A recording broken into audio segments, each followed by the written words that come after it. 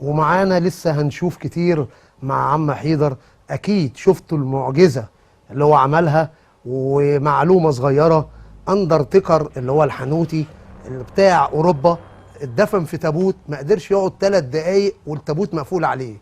عم حيدر نام في الرمل واتدفن قدامنا والرمله كلها عليه، وقعد زياده عن 3 4 دقايق تحت الرمل واكتر كمان، بتاع 9 دقايق واكتر يا دكتور. وقفت على المقبره نفسه.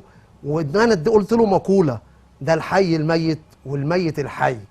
دلوقتي يا دكتور انت شفت عم حيدر، وقبل ما ارجع لك وتحلل لنا ده، انا عايز اعرف من الراجل الطيب ده وهو قاعد، انت لما اتدفنت، واحنا قلنا معلومه اهو، واحد اتدفن جوه تابوت ما طقش، احنا نفسينا كبشر بنحط الكمامه على وشنا، ما بنقدرش نستحملها. تمام. بنصدق لما يكون وقت احنا لوحدينا عشان نقدر نشيل عشان نفسنا. تمام. انت رمله، والرمله سخنه وتقيله، وفي ميعاد في عز الظهر، الشمس عموديه علينا واحنا بنصور، حصل، واتدفنت وطلعت وعمال تتحايل عليا تقول لي ليه طلعتوني بدري؟ انا قادر اقعد ربع ساعه، وقاعد اقعد تلت ساعه، وقاعد اقعد نص ساعه. انا اللي خفت عليك. أيوة. وانا اللي قلت لهم افحتوا وطلعوني. ايوه. قول لي احساسك ايه وانت جوه الرمله بقى؟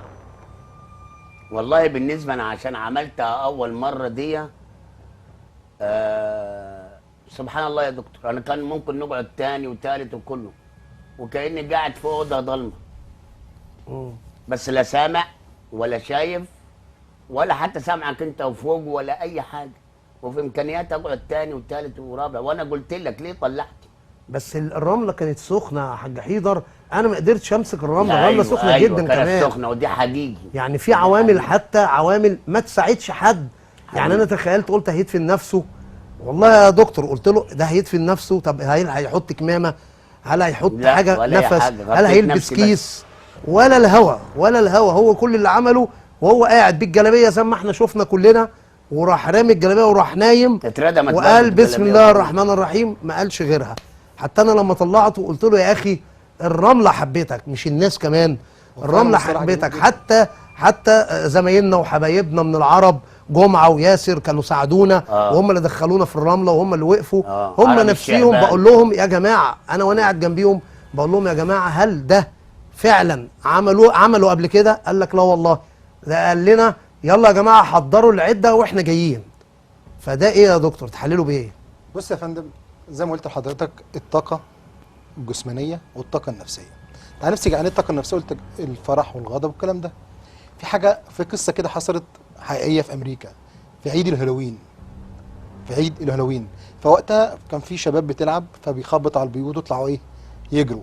فكان في بيت كان بيخبطوا عليه، فصاحب البيت طلع ايه يجري وراهم من الخوف. فالشباب طلعت تجري، ففي شاب منهم من الخوف نط من فوق سور 3 متر. فجاء تاني يوم الصبح بص على السور، قال ده لو انا في الطبيعه عمري ما اعمل ايه النطه ديت، ولا عمري اعمل الموقف ده خالص. ايه اللي حصل هنا؟ في حاجه اسمها طاقه الاراده اللاواعيه، بتخليك تعمل طاقه انت اساسا في الواعي في الطريقه الطبيعيه ما تقدرش تعملها. فالطريقه اللا اراديه اللي عند عم حيدر دي اسمها اراديه لا واعيه، اسمها الطاقه الروحانيه زي ما بتقولوا. فما شاء الله، فهنا استخدم هنا في الجزء بتاع الدفن الطريقه اللي ايه اللي قدرت من لا وعي، فادته طاقه. عندك هنا في المخ حاجه اسمها ايه جزء المقاومه الجسديه، زي المقاومه عندنا كده في اي جهاز. فالمقاومه عند انسان والاخر مختلفه. ندي مثال زي السياره مثلا ال 1500 سي سي وال 2000 سي سي، فكل سياره بتختلف في المقاومه. فما شاء الله عند عم حيدر المقاومه عنده اعلى من الانسان الطبيعي بمراحل. فاثناء الدفن الجسم بيقاوم ايه النفس المكتوم، الرمله اللي فوق جسده، الدفنه نفسها اصلا، السمع مفيش، السمع، حالات الاحساس كلها ما شاء الله عنده مقاومه زائده. طب الفوبيا يا دكتور، الفوبيا مرض موجود في كل انحاء العالم واحنا عارفينه، والبرنامج قائم على ان احنا بنعرف الناس ان مهما كانت قوه اي بني ادم من جواه انسان. هل تعتقد